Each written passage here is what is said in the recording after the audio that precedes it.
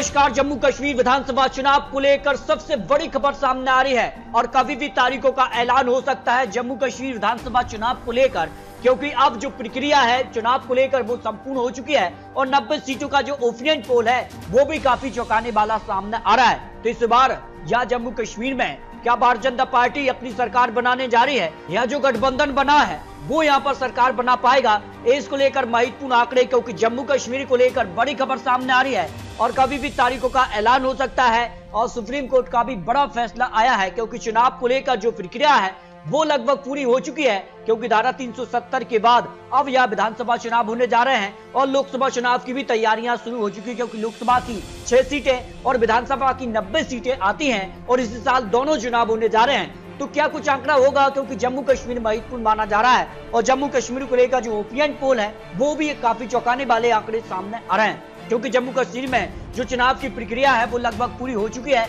जो election commission की तरफ से बड़ी जानकारी है। इसके अलावा सुप्रीम कोर्ट का भी बड़ा फैसला है कि 2024 में ही यहाँ पर विधानसभा चुनाव और लोकसभा चुनाव किए जाएं और इस हिसाब से अगर बात की जाए 30 सितंबर से पहले चुनाव कराने का आदेश जारी सुप्रीम कोर्ट ने किया है, लेकिन माना जा रहा है कि अप्रैल के बाद यहाँ पर जो है विधानसभा चुनाव हो सकते हैं और कभी भी तारीखों का ऐलान हो सकता है, क्योंकि जम्मू कश्मीर को लेकर जो चुनाव को लेकर बड़ी खबर है, क्योंकि 7 सीटें इस बार बढ़ाई गई हैं। पहले 83 सीटें थी, अब 90 सीटें कर दी हैं और जो यहाँ पर बात की जाए तो परिसीमन के बाद यहाँ पर 7 सीटें बढ़ी हैं। तो इसके बाद जम्मू कश्मीर को लेकर क्या ओपिनियन पोल के आंकड़े सामने आ रहे हैं, अपने अपने जीत के दावे यहाँ पर किए जा रहे हैं। तो इस बार भारतीय जनता पार्टी धारा 370 का सीधा फायदा उठा पाएगी, विधानसभा चुनाव में अपने दम पर सरकार बना पाएगी, या फिर जो कांग्रेस ने इंडिया गठबंधन बनाया है इस गठबंधन की क्या वापसी होगी, इसको लेकर महत्वपूर्ण आंकड़े। लेकिन माना जा रही कि गृह मंत्री यहाँ पर मिशन कश्मीर पर सीधे तौर पर नजर है और जिसको लेकर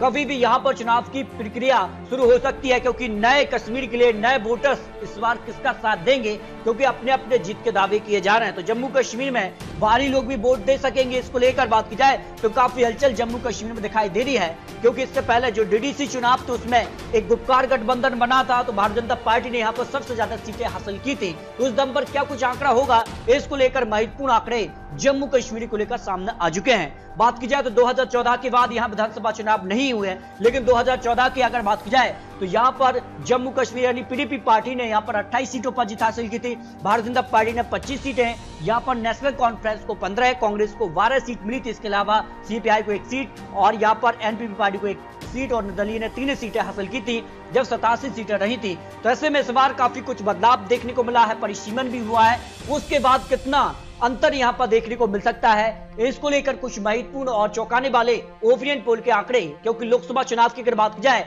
तो यहां पर जो है 2014 में और 2019 में 3 सीटों पर भारतीय जनता पार्टी, तो 3 सीटों पर यहां पर जो है बात की जाए तो पीडीपी, और 2019 में यहां पर नेशनल कॉन्फ्रेंस ने जीत हासिल की थी। लेकिन इस बार गठबंधन हुआ है तो उसका कितना फायदा मिलेगा। डीडीसी चुनाव की अगर बात की जाए सबसे ज्यादा बड़ी पार्टी यहाँ पर 280 सीटों के लिए भारतीय जनता पार्टी बनी थी, जिसने अपने दम पर 70 सीटें, जबकि जो पीपल्स अलायंस था गुफकार गठबंधन उसको करीब 97 सीटें मिली थी, कांग्रेस पार्टी को 22 सीटें रही थी और अन्य के पक्ष में यहाँ पर 44 सीटों पर जीत हासिल की थी। तो इस बार क्या कुछ आंकड़ा होगा विधानसभा चुनाव को लेकर भी, यहाँ पर 90 सीटों का महासर्वे सामने आ चुका है। आज अगर विधानसभा चुनाव होते हैं तो इस तरह की तस्वीर बन सकती है। तो जम्मू की 11 सीटों के लिए भारतीय जनता पार्टी को 6 सीटें मिल सकती हैं,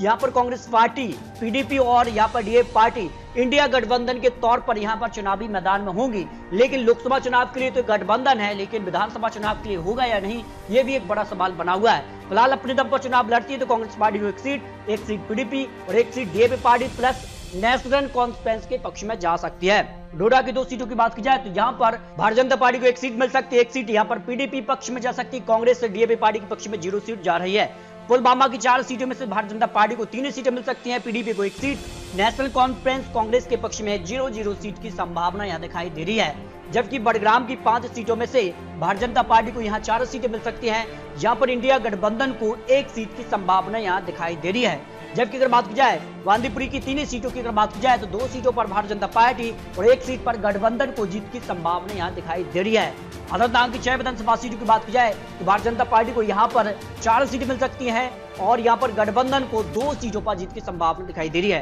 कुपवाड़ा की 5 सीटों की बात की जाए तो भारतीय जनता पार्टी को यहां पर 0 सीट, जबकि गठबंधन के पक्ष में यहां पर 5 सीटों की संभावना दिखाई दे रही है। कड़वा की 5 सीटों की बात की जाए तो 3 सीटों पर भारतीय जनता पार्टी और यहां पर गठबंधन को 2 सीटों पर जीत की संभावना दिखाई दे रही है। जबकि अगर बात की जाए गदरबल्ली की 2 विधानसभा सीटों के लिए 1 सीट भारतीय जनता पार्टी तो 1 सीट यहां पर इंडिया गठबंधन के पक्ष में जाने की संभावना यहां दिखाई दे रही है। सांबा की 2 विधानसभा सीटों में भी 1 सीट पर भारतीय जनता पार्टी तो 1 सीट पर यहां पर गठबंधन के पक्ष में जाने की संभावना सिर्फ दिखाई दे रही है। रामबाग की 2 विधानसभा सीटों की बात की जाए तो 1 सीट पर भारतीय जनता पार्टी, जबकि गठबंधन के तौर पर डीएपी, पीडीपी और कांग्रेस के पक्ष में 1 सीट पर जीत की संभावना यहां पर दिखाई दे रही है। जबकि अगर बात की जाए तो यहां पर रिहायशी की 3 विधानसभा सीटों के लिए भारतीय जनता पार्टी को यहां पर 2 सीटें मिल सकती हैं और 1 सीट पर गठबंधन को जीत की संभावना यहां दिखाई दे रही है। राजौरी की 4 विधानसभा सीटों की बात की जाए तो भारतीय जनता पार्टी को यहां पर 3 विधानसभा सीटें मिल सकती हैं, जबकि यहां पर इंडिया गठबंधन को 1 सीट पर जीत की संभावना दिखाई दे रही है। लेह की 2 विधानसभा सीटों की बात की जाए तो यहां पर दोनों सीटों पर गठबंधन का यहां पर पलड़ा भारी नजर आ रहा है। श्रीनगर की 8 विधानसभा सीटों के लिए भारतीय जनता पार्टी को सबसे ज्यादा 6 विधानसभा सीटें मिल सकती हैं, जबकि इंडिया गठबंधन, कांग्रेस, पीडीपी, डीएपी पार्टी के पक्ष में 1 सीट पर संभावना दिखाई दे रही है। शोपिया की